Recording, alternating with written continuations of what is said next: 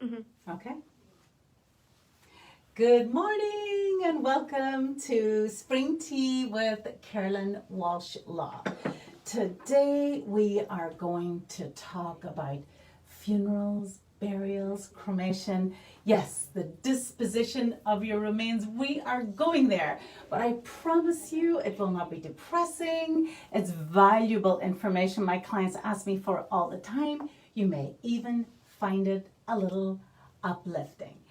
What I can tell you after 20 years of doing this, grief is a debilitating state. When you pass away, your family will be in a position where they can hardly think, they're confused, concentration is impaired. So the more you plan in advance to prepare them, all they have to do is walk through the arrangements you made. You have given them a wonderful gift. So let's talk about those arrangements. How? First, think about how you would want your body to be treated. What would you want to happen after you die? Do you want your body to go to medical science? We still have clients who choose that. If that is what you want, if you have always been moved by service and giving, if you care deeply about science and medicine, if you've had a child, went to medical school and you saw how valuable those cadavers were, by all means make that choice. Find an organization or a hospital or a school that you want to donate to.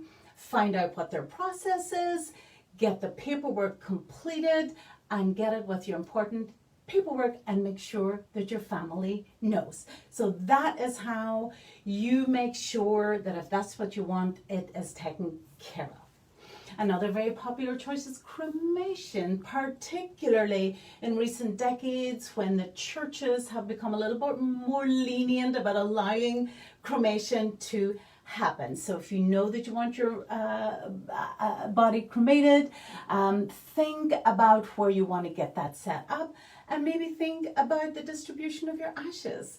I have had my clients say many times, they would love it, their ashes to be maybe to go with a loved one, to go with a pet, wherever they had their honeymoon, maybe back to their homeland. So once again, have a think about it, talk to your family, whatever those wishes is, get it into your estate plan, get it with your important papers. In fact, since 2015, our power of attorney for healthcare permits you to get those details in there, and it gives authority to whomever your agent is to be able to carry those out. So that's something to think about also. There's also many ecological ways we now can have our body turned into a tree or go for decomposing. So there's lots and lots of options. You know, the idea is have a think about it and decide what's right for you. A very traditional choice is, of course, burial, interment. Probably the most expensive, but still a very popular traditional choice. All of these can be planned for in advance. And one of the things that's also what most responsible adults do is plan for the payment in advance. It's really become quite popular and maybe a little bit sad in recent times that there's often a GoFundMe. If no arrangements have been made, it's wonderful that a GoFundMe is available. But sometimes the families, do feel a little bit of shame or a little bit of embarrassment. So if we don't want to place them in those situations, let's get the arrangements not just made but paid for.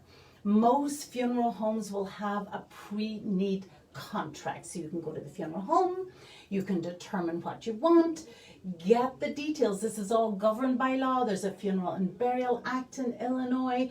There's also a Cemetery Act, a Cemetery Cares Act. So you are protected by consumer law. So you don't have to be concerned, well, what if I sign a contract with this funeral home and they just disappear? If you don't want to be tied to a particular funeral home, think about a funeral trust. So remember, I always tell you there's a trust for everything, and indeed there's a funeral trust for those arrangements also. The idea with the funeral trust is the trustee is not the funeral home. The trustee is an independent party, a financial house, maybe the insurance company. There's more flexibility this way. The trustee can make sure that if you want to change funeral homes, you can do that, and they can monitor the costs. Because if the policy for your funeral trust, if there's more money in there after everything's taken care of, that can go back to your family. Some people believe there's more chance of that happening if there's an independent trustee than if it's just the funeral home. I can tell you, I've worked with all of the funeral homes in our area here in the southwest suburbs of Chicago. They are exemplary. So I have never saw anything that I would have ever questioned with those funeral homes. A funeral trust is a wonderful option for the payment of those costs, and you're protected. It's something you can get in advance. They can be revocable or irrevocable. Irrevocable. You might wonder, why would we ever have it irrevocable? Wouldn't we want to change your mind? Well, the revocable certainly gives you flexibility. If you change your mind, you can move, you can get your money back, almost all of it. However, for those of us who are in the position that we're spending down our assets in order to qualify for Medicare to pay for a nursing home cost, a portion of that money can be used to pay for a funeral, but if it's not irrevocable, they're not going to consider that a good use of the money. So they do have to be irrevocable. So we decide what we want, we get it in the paperwork, and we decide how to pay for it, annuity, insurance policy, trust, get that all taken care of in advance. Then it's time for the additional wishes. How do you want to be dressed? One of the very first clients that I talked about this many years ago has always stayed with me. This little old lady who had pages and pages of wishes, all her hymns, her readings, the beautiful blue dress that she wanted to be in her coffin in, and O Flower of Scotland played at the service. It was so full of detail. It was beautiful. I've had guys say, throw me in the woods for all I care. So some people are very detail oriented, some are not.